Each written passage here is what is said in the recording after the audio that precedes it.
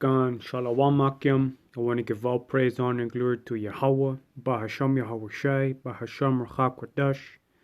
Give double honors to the elder apostles of great Millstone who teach and rule well. And Shalom to the sincere Akims from this truth and sincerity. Shalom. In this video I want to talk about how the Messiah, whose name is Yahawashi, will return to this world. And as you guys could see in the video, a big so-called UFO ship, entered the realm of this earth. And that's actually how the Messiah will return, He will come back with so-called UFOs,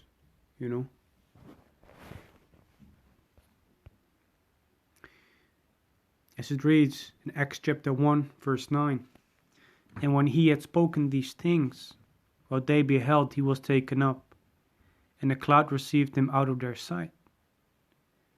What is that cloud, that Yahawashi was taken up in? Well, Psalms chapter 104, verse 3 explains. Who laid the beams of his chambers in the waters, who maketh the clouds his chariot, who walketh upon the wings.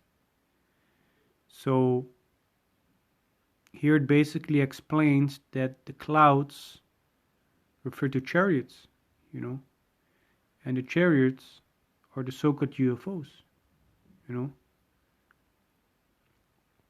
Verse 10. And while they looked steadfastly towards heaven as he went up, behold, two men stood by them in white apparel, which also said, Ye men of Galilee, why stand ye gazing up into heaven? The same Yahawashi which is taken up from you into heaven shall so come in like manner as ye have seen him go into heaven. So Yahawashi was taken up in a cloud when he left earth, and he's coming back with a so-called UFO as well, Psalms chapter 100, Psalm 68 verse 17. The chariots of the Most High are 20,000, even thousands of angels. The Lord is among them as in Sinai in the holy place. So these chariots are actually the vehicles of the angels, That's what the angels use to basically go, move across the earth, Revelations chapter 1 and 7. Behold, he cometh with clouds, and every eye shall see him, and they also which pierced him, and all kindreds of the earth shall wail because of him. Even so, Amen. So, in Acts chapter 1, verse 11, it said, which also said, Ye men of Galilee, why stand ye gazing up into heaven? The same Yahawashi which is taken up from you into heaven shall so come in like manner as ye have seen him go into heaven. So what John saw in Revelation chapter 1 verse 7 is Yahawashi returning, with a chariot. And every eye shall see him, and they also which pierced him, And this is basically also scripture that proves reincarnation, because the same people who pierced Yahawashi, back in the days of the Romans, when he was, hanged on the cross, those same people will be here in reincarnation as well, Matthew chapter 10 verse 34. Think not that I am come to send peace on earth. I came not to send peace but a sword. This is what Yahawashi himself said. Because when he comes back, he's not coming back with, as it says, with peace, He's not going to bring flowers, teddy bears, things like that, chocolate. Nope.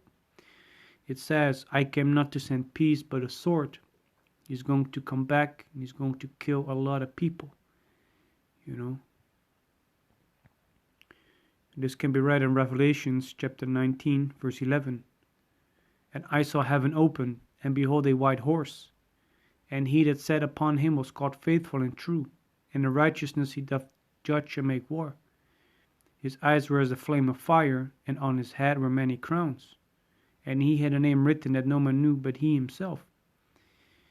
This is talking about Yahawashi, who's basically coming back with the chariot as well, And a horse represents power, We also know, according to the Second Kings, in the situation with Elijah and Elisha, that the chariots also are referred to horses of fire. So this is also talking about a chariot as well, which is a so-called UFO. Verse 13, and he was clothed with a vesture dipped in blood, and his name is called the Word of the Most High, which is a title, because according to John, the first chapter, and John 1 and 14, the Word was made flesh, which is Yahawashi. Verse 14, and the armies which were in heaven followed him upon white horses, clothed in fine linen, white and clean. So also the angels, they will return with Yahawashi, and they will also be in the chariots. Verse 15, and out of his mouth goeth a sharp sword, that with it he should smite the nations, and he shall rule them with a rod of iron. And he treaded the winepress of the fierceness of the wrath of the Almighty Power. So he's coming back, and he's going to basically use his sword, the weapons of his arsenal, the powers that he has, he's going to use that in order to smite the nations, and he's going to be the King of Kings and Lord of Lords. 2 Ezra chapter 13 verse 3. And I beheld, and lo, that man waxed strong with the thousands of heaven, and when he turned his countenance to look, all the things trembled that were seen under him.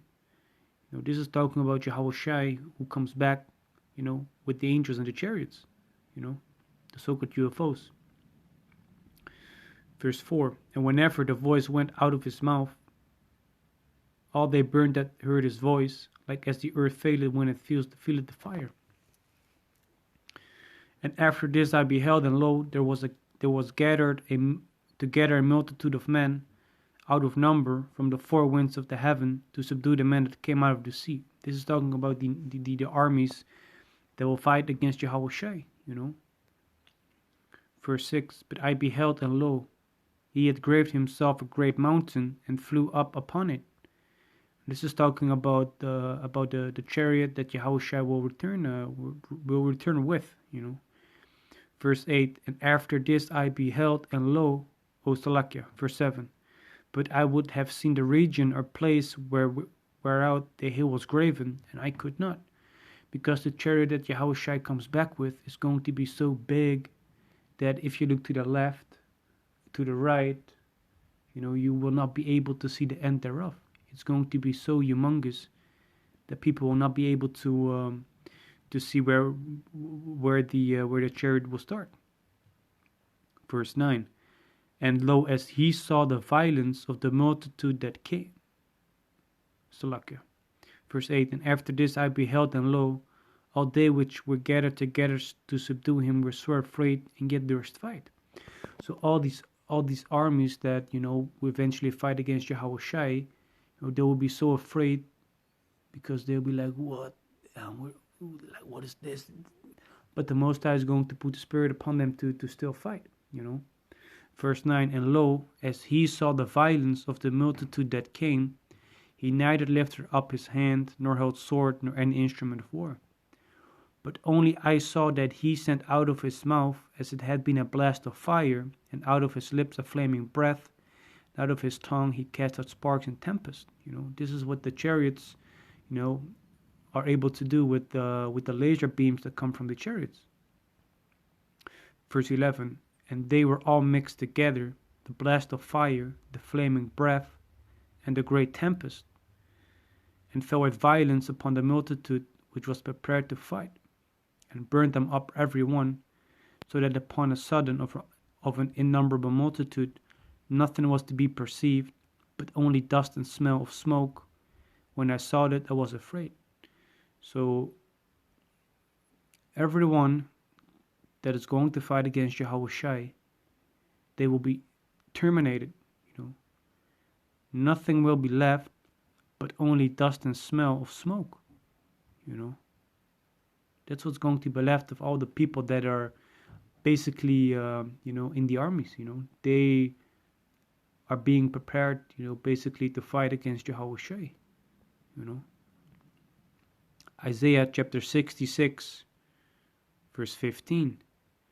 For behold, the Lord will come with fire, and with his chariots like a whirlwind, to render his anger with fury, and his rebuke with flame of fire. For by fire and by his sword will the Lord plead with all flesh, and the slain of the Lord shall be many. So as we could read in 2nd Esdras chapter 13, verse 11, and they were all mixed together, the blast of fire, the flaming breath, and the great tempest, and fell with violence upon the multitude which was prepared to fight, and burnt them up every one, so that upon a sudden of an innumerable multitude nothing was to be perceived, but only dust and smell of smoke. When I saw this, I was afraid. So when Yahawashi returns, the slain of the Lord shall be many, as it explains in Isaiah chapter 66, verse 16. When he comes back, a lot of people are going to die. So I want to play this video.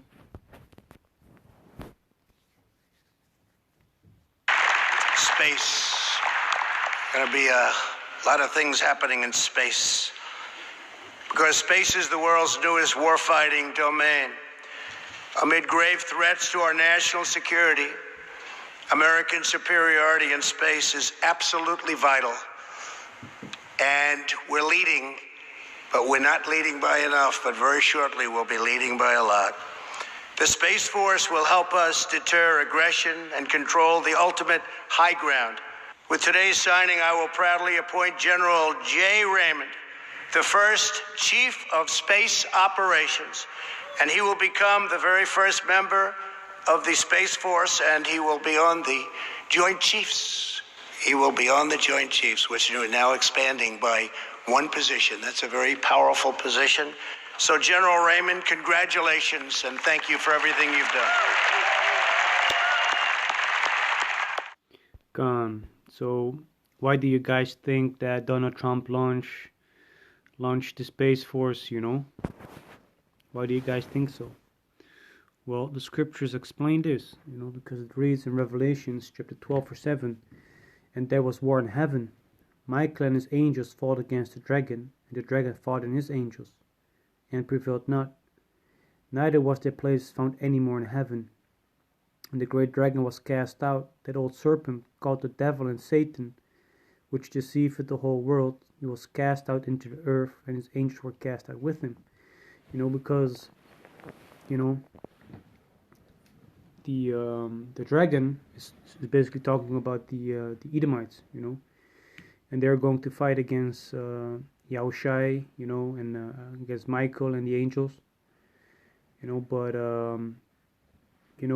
eventually, as it reads, they shall not prevail, and once they are destroyed, their heaven, which is their basically their society, shall no more be found anymore, and then the so-called Negroes, Latinos, and Native Americans, those scattered among the heathen nations, but whose lineage does go back to Abraham, Isaac, and Jacob,